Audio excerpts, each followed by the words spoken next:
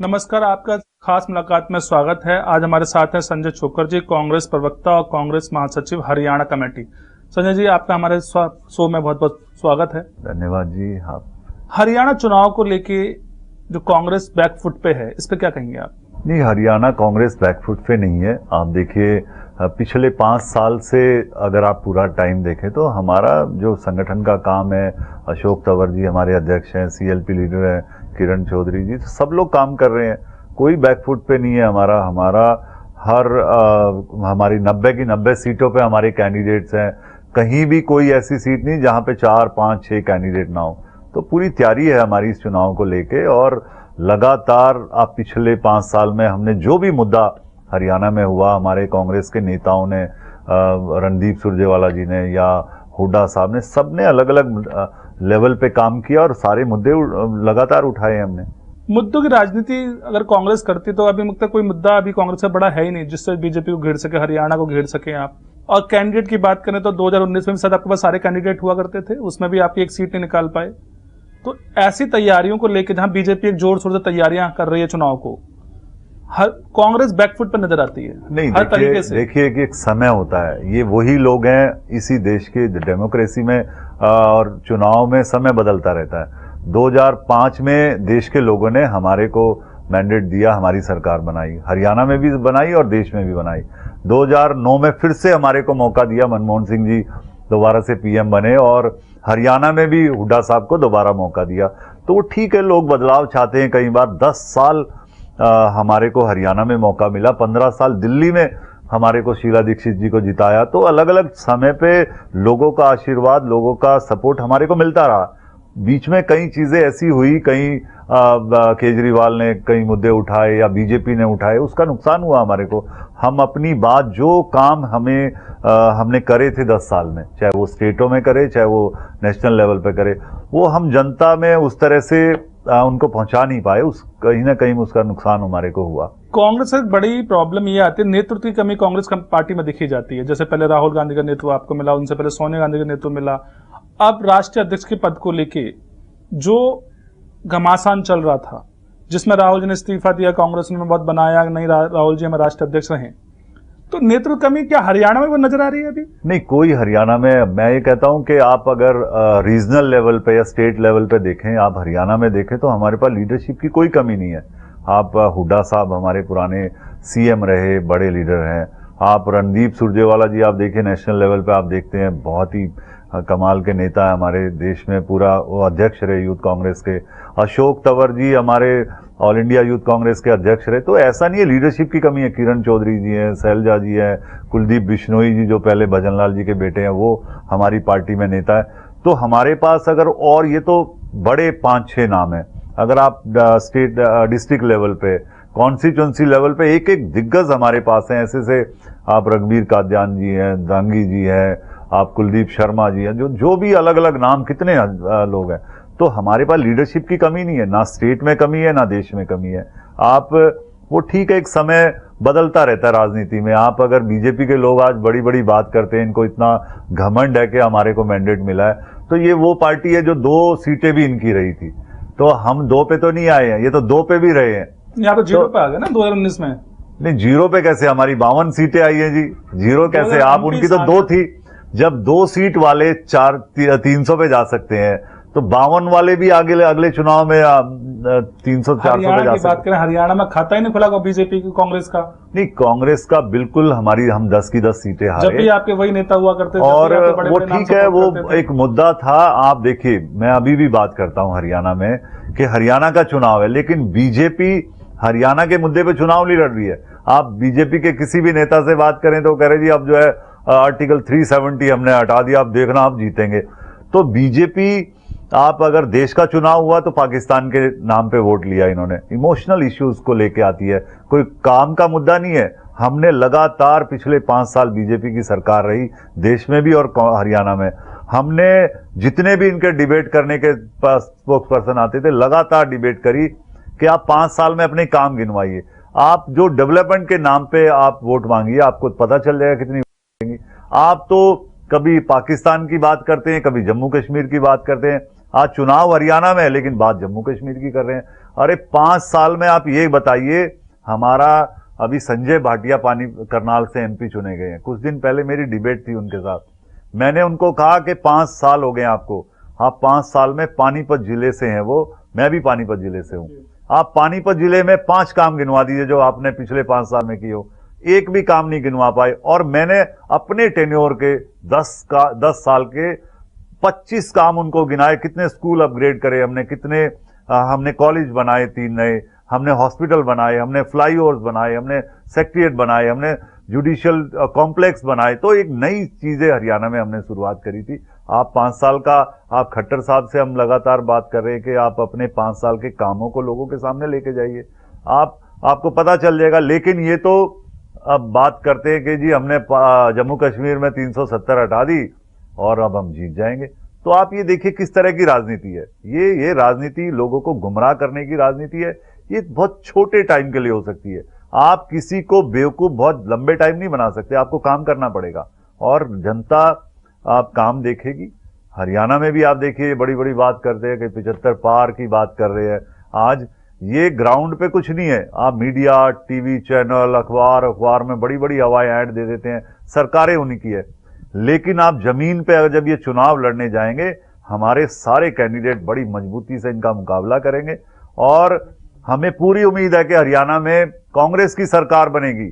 आप देखिए ये कोई एक गलतफहमी में ये लोग, पंजाब में जब चुनाव था तो 1 महीना पहले लोग कहते थे भी केजरीवाल की सरकार बनेगी, आपको भी याद आ रहा होगा। बिल्कुल बिल्कुल। लेकिन जब कांग्रेस चुनाव मैदान में उतरी तो वहां पे सरकार बनी हमारी।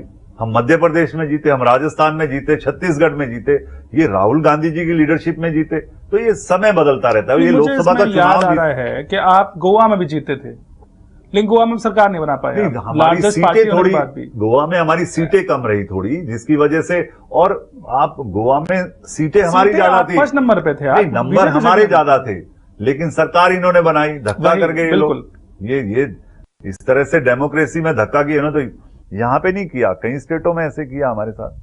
तो ये जो जिस तरह का राजनीति बीजेपी कर रही है, नरेंद्र मोदी, अमित शाह कर रहे हैं, ये बहुत लंबे टाइम चलने वाली नहीं है। ये बहुत ही शॉर्ट टर्म पॉलिटिक्स है। और ये जनता ये देखती है कि आज ये बात करते हैं कि 70 साल में कांग्रेस ने क्या किया।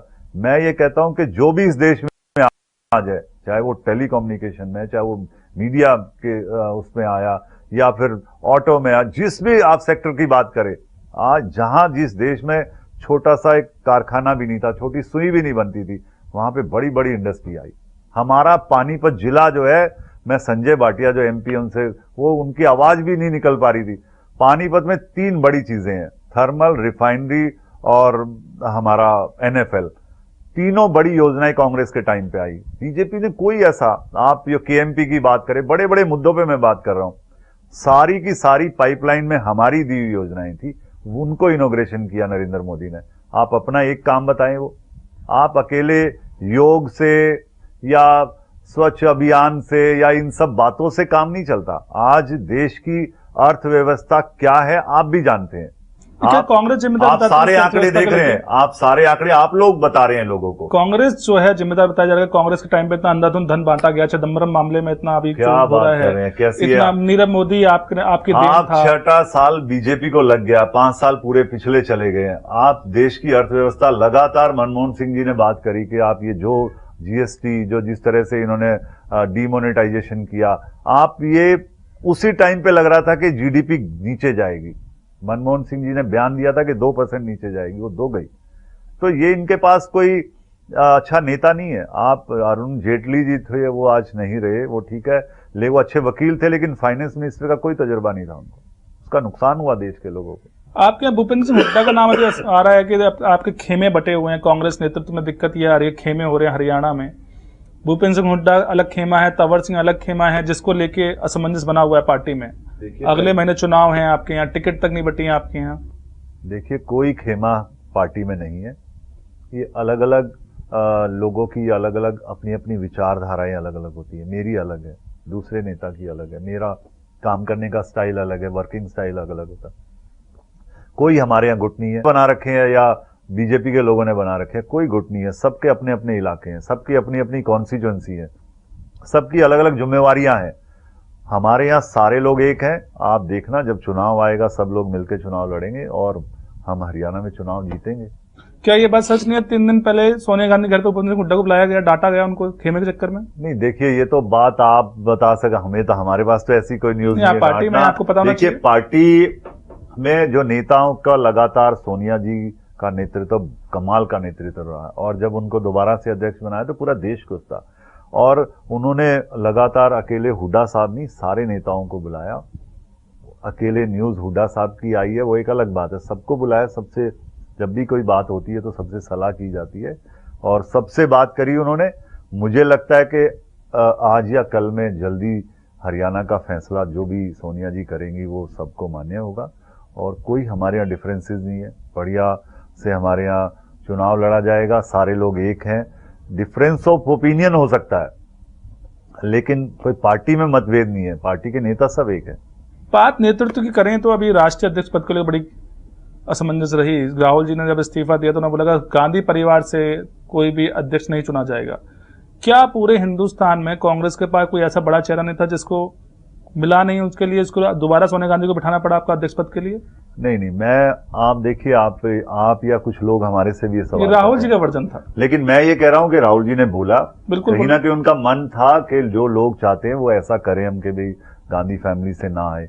लेकिन मैं ये कहता हूं कि हमारे पास उसके बाद जो सेकंड लाइनर हजारों नेता है, एक ऐसी मजबूरी पार्टी की हमारे यहाँ के हम एक लेवल के बहुत सारे नेता हैं, उनको लगता है कि या तो सोनिया जी या राहुल जी कमान संभाले। आप देखिए पूरे देश में जब राहुल जी ने अपनी बात रखी थी कि मैं अध्यक्ष नहीं बनना चाहता, लेकिन किसी भी कांग्रेस के नेता ने उनको हानि करी।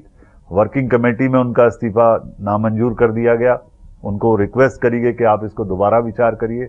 वो ठीक है, वो नहीं मान रहे थे उन्होंने। लेकिन हमारे पास बहुत ही मजबूत नेतृत्व है, बहुत सारे लोग हैं, स्टेट में भी बहुत मजबूत हमारे पास लीडरशिप है, तो कोई कमी नहीं है। लेकिन एक कंसेंसस होता है, एक सामूहिक जो बात होती है वो सोनिया जी पे लोगों ने सहमति जताई तो उनको दोबारा से बना दिया। गांधी परिवार के लिए राहुल जी ने स्पेशली मना किया था कि नहीं, गांधी परिवार से कोई नहीं होना चाहिए। तो बिल्कुल ये सोनिया जी, राहुल जी, प्रियंका जी ही चेहरा, मतलब गांधी परिवार से कांग्रेस को जोड़ दें हम। अब आप देखिए, जब देश के लोग, जब गांधी परिवार अकेला, एक तरफ आप कह रहे हैं बहुत बड़े बड़े चेहरे हैं, आप गांधी परिवार जो है वो अकेला ऐसा नाम नहीं है, उन्होंने बहुत बड़ी कुर्बानियां दी हैं, बहुत बड़ा इतिहास है इस परिवार का। तो हमारे देश के लोग, पार्टी के नेता, कोई भी ये नहीं चाहता कि वो लीडरशिप छोड़े। तो ये तो और भी अच्छी बात है कि लोग, ज्यादातर लोगों को पार्टी से हटाया जाता है। यहाँ पे पार्टी में लोग लगातार उनके सामने अपनी बात रखते हैं कि आप ही संभालिए, आपके बगैर ये पार्टी नहीं चल पाएगी, पार्टी में बहुत सारे इश्यूज होते हैं और आप बढ़िया से चला सकते हो, तो इसलिए उनको बनाया गया। हरियाणा चुनाव को लेकर अगर हम बात करें, बीजेपी अपने जोर शोर से अपने प्रचार प्रसार में अभी 9 से 10 लाख मेंबर्स बीजेपी ने बनाए हैं। क्या कांग्रेस ने ऐसा कोई अभियान चलाया जिसमें लोगों को जोड़ा जा रहा है ग्राउंड लेवल पे? बीजेपी ने तो अभी बनाए हैं, हमने तो लगातार 5 साल में, हमारे अध्यक्ष हैं अशोक तंवर जी और पार्टी के सारे नेता, हमारी प्रदेश की कमेटी है, हम भी उसमें काम करते हैं। सब लोगों ने अपनी अपनी कॉन्स्टिट्यूएंसी में बूथ कमेटियां बना रखी हैं, सब लोगों ने मेंबरशिप, हमारा ड्राइव पहले चला था तो उसमें सारे लोगों ने, हमने मेंबर बनाए थे। तो पार्टी में हमारे यहाँ कोई कमी नहीं है, लोग हमारे एक्टिव वर्कर हैं, हमारे जिले मजबूत है, हमारी ब्लॉक मजबूत है, हमारे बूथ पे हमारे साथी मजबूत है, तो वो कोई घबराने की बात नहीं है हमारे को उस तरीके से। तो आपने 5 साल सदस्यता अभियान चलाया है, 5 साल सदस्यता जोड़े हैं आपने। बहुत लोगों को जोड़ा है पार्टी से। चुनाव में क्या क्या मुद्दे उठाएगी कांग्रेस बीजेपी के खिलाफ? क्या आपने 60 साल के मुद्दे गिनाएगी या कोई बीजेपी में जो 5 साल के मुद्दे जो आपने छेड़े, किस मुद्दों के चुनाव लड़ेंगे आप? नहीं, हम जो 10 साल में या पिछले दिनों जब भी कांग्रेस की सरकार रही, हमने क्या क्या काम किए वो हम लोगों तक लेके जाएंगे। और 5 साल में बीजेपी ने क्या किया, किस तरीके से बर्बाद किया प्रदेश को, किस तरीके से देश में क्या क्या चीजें गलत हुई, वो सारे मुद्दे हम उठाएंगे और दोनों में अंतर लोगों के सामने लेके जाएंगे कि हमारी जब सरकार की थी तो वो कैसी थी, अब बीजेपी की सरकार थी तो उसमें क्या क्या, तो दोनों में पूरा लोगों के सामने लेके जाएंगे भी हमारी सरकार ने अच्छा काम किया था। वो बड़े मुद्दे कौन से होंगे आपके साथ? बड़े आप देखिए आज सबसे या बड़ा बीजेपी में इतना बड़ा कौन सा काम करा जो आपको लगता है कि नहीं होना चाहिए था प्रदेश में? जो सबसे बड़ा मुद्दा है हरियाणा में खासकर अगर देखा जाए तो आज रोजगार का बड़ा मुद्दा है। आप बीजेपी ने जो रोजगार देने की बात करी थी उल्टे रोजगार कम किए। आप 50-60 हजार तो जो कॉन्ट्रैक्ट पे लोग थे एम्प्लॉय वो हटा दिए। आज जो अर्थव्यवस्था बिगड़ी हुई है देश की, जिसका कि बहुत बड़ा डर सता रहा है, जो प्राइवेट सेक्टर में जॉब चली गई। हमारे यहाँ पानीपत में हैंडलूम बहुत बड़ा सेक्टर था, 5-6 लाख लोग बाहर से भी लोग आते थे, काम करते थे, वो सारे लोग छोड़ के वापस चले गए। 1-1.5 लाख लोग काम करते हैं। किस नीतियों से? ये कौन सी सरकार की नीतियों से? कौन सी नीतियां थी जिससे चले? सरकार की नीतियां जो जीएसटी इन्होंने लागू किया, सारी इंडस्ट्री फेल हो गई। हैंडलूम का जो हमारा सेक्टर था वो बिल्कुल फेल हो गया। आज सारी फैक्ट्रियां बंद होने के कगार पे हैं। आप रियल एस्टेट देख लिए, वो बिल्कुल हालात खराब है। तो मुझे नहीं लगता कि किसी भी सेक्टर में ये कामयाब हो पाए हैं। हम सारे मुद्दे उठाएंगे। महंगाई एक बड़ा मुद्दा है। अगर आप देखें पिछले कांग्रेस की जब ये बात करते थे महंगाई बहुत है, आप इन्होंने तो सारी सीमाएं तोड़ दी महंगाई। भ्रष्टाचार एक बड़ा मुद्दा है प्रदेश में। तो सारे मुद्दे हम चुनाव में उठाएंगे और एक्सपोज करेंगे बीजेपी के लोगों को। जो जिस तरह का ड्रामा कर रहे हैं, ऐसा ग्राउंड पे नहीं है, उस तरह का काम ग्राउंड पे नहीं है। जाट आरक्षण मुद्दा हरियाणा में बहुत बड़ा मुद्दा रहा, जिसके लिए लाखों लोगों के साथ दिक्कतें भी हुई, लूटपाट भी हुई, बलात्कार भी हुए, मर्डर भी हुए। क्या कांग्रेस के सपोर्टेड वो आंदोलन चलाया गया था? नहीं, कोई एक बड़ा सवाल रहता है कि कांग्रेस से सपोर्टेड वो आरक्षण जो था। नहीं, ये बीजेपी का एक झूठा प्रचार था और उसमें हमारे कई नेताओं को शामिल करने की कोशिश करी ताकि नुकसान होगी कांग्रेस पार्टी को। कोई कांग्रेस के नेताओं का इस तरह का रोल नहीं था। ये पूरी की पूरी बीजेपी की साजिश थी। उन्होंने ये सब कुछ कराया था। तो उससे क्या लगता है? दूसरा, कानून व्यवस्था तो बीजेपी के पास थी, वो क्यों नहीं रोक पाए इन सारी चीजों को? तो लॉ एंड ऑर्डर जो फेल का आप कारण बता रहे हैं वो बीजेपी लॉ एंड ऑर्डर से संभालने। और अकेले इस पे नहीं, जाट आरक्षण में कई ऐसे मुद्दे हरियाणा में हुए लगातार। आप राम रहीम का मुद्दा था, उस पर कितना बड़ा पूरे राम गोपाल का मुद्दा, रामपाल यादव का मुद्दा। हाँ, तो कई मुद्दे थे, सारे मुद्दों पे फेल हुई। कानून व्यवस्था तो एक कंट्रोल नहीं कर पाए और उल्टा कांग्रेस के ऊपर आरोप लगाते हैं।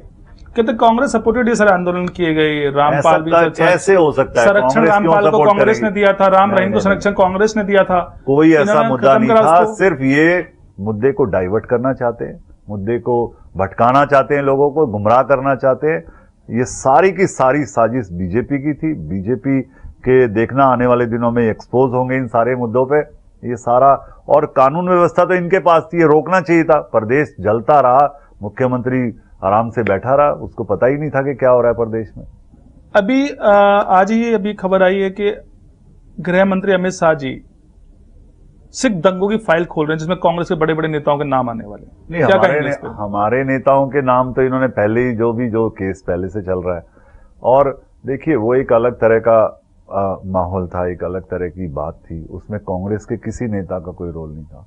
वो ठीक है, आज एक मोब होता है, एक भीड़ होती है, उसमें किस तरीके से कोई क्या करता है वो किसी के हाथ में नहीं होता रुकना। लेकिन आप वो फाइलें खोले, हमें कोई दिक्कत नहीं। हम तो अकेले सिख दंगों की नहीं, हम तो कह रहे पिछले 10 साल में, 20 साल में, 50 साल में जो भी हो सारी चीजें देख ले। आपको कोई फर्क नहीं पड़ता उसमें? कोई फर्क नहीं पड़ता। कांग्रेस पार्टी हर जांच के लिए तैयार है। कोई ऐसा मुद्दा हम डरने वाले नहीं है। आप हर जांच के लिए तैयार हैं। अगर कोई किसी नेता पे हमारे आरोप है, आप उसको साबित करिए। अगर अपोजिशन सिस्टम में कांग्रेस बैठी है हरियाणा में, सेंटर में, क्या कांग्रेस पे कोई मुद्दे की राजनीति नहीं? इतने कोई अपोजिशन बड़ा ढीला लगता है, मतलब आक्रामक वेश में अपोजिशन की भूमिका निभाई नहीं जा रही? नहीं, कैसे लग रहा है आपको ये? आप देखिए, लगातार राहुल जी ने पिछले 5 साल में, आप चाहे भट्टा पारसोल से लेके, आपको शायद याद होगा, लैंड एक्विजिशन बिल की बात करें, अलग अलग मुद्दों पे, हर मुद्दे पे चुनाव में से पहले उन्होंने सारी आवाज उठाई। आप पूरे देश में कोई ऐसा नेता नहीं है, नरेंद्र मोदी ने कभी पैदल यात्रा नहीं की, पूरा यूपी वो पैदल यात्रा करी।